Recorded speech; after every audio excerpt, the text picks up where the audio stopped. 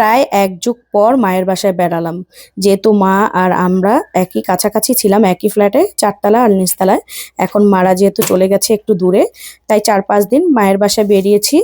আর এখান থেকে বাচ্চাদের স্কুলে নিয়ে গিয়েছি, তো সবাই মানে খুব মজা করলাম। তো হ্যালো এভরিওয়ান, আসসালামু আলাইকুম। আই হোপ সবাই ভালো আছেন। তো আমার বাসায় আমার ছোট বোনের জামাই আসছিল, তো আপেল, কমলা, পেয়ারা, আরো দই, অনেক কিছু নিয়ে আসছে। পরে বাসায় একটু নাস্তার আয়োজন করা হয়েছে, সেমাই, ট্যাং, টুকিটাকি করা হয়েছিল। পরে দুপুরে কি রান্না করবে আমরা যখন যাই, তারপর ওরা দুপুরে মুরগি রোস্ট করছিল, দেশি মুরগির রোস্ট। তো আমার ভাবি এটা আবার ভাজতেছিল, ভাইয়ের বউ, বড় ভাইয়ের বউ।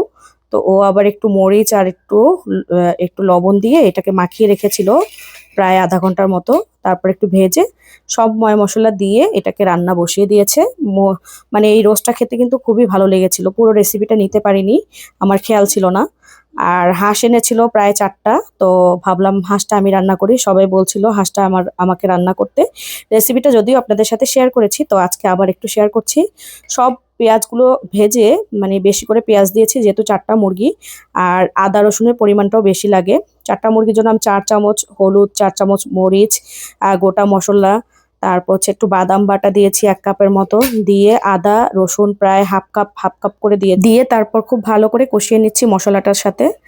আর মশলাটা যাতে গন্ধ না আসে সেজন্য আমি খুব ভালো করে মশলাটা কষিয়ে নিচ্ছি। আর স্বাদ মতো দিয়েছি লবণ, আর গোটা কিছু শুকনো মরিচ দিয়েছি। দিয়ে এখন সবগুলো হাঁস দিয়ে দিচ্ছি।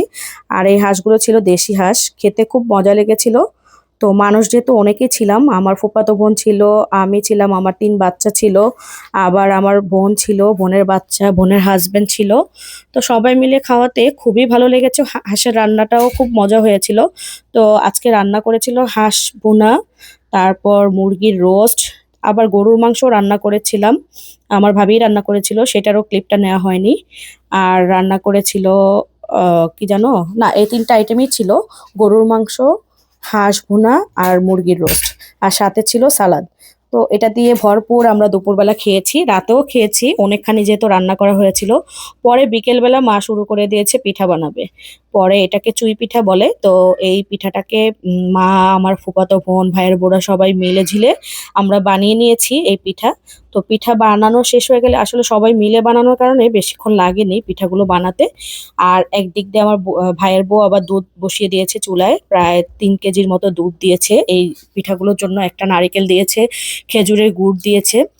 তো পাতিল মানে ওগুলো জাল করছিল, আর এদিক দিয়ে বানানো হচ্ছে। তো বেশিক্ষণ লাগেনি, সবাই মিলে যেহেতু করা হয়েছে, পিঠাগুলো বানানো কমপ্লিট হয়ে গেল।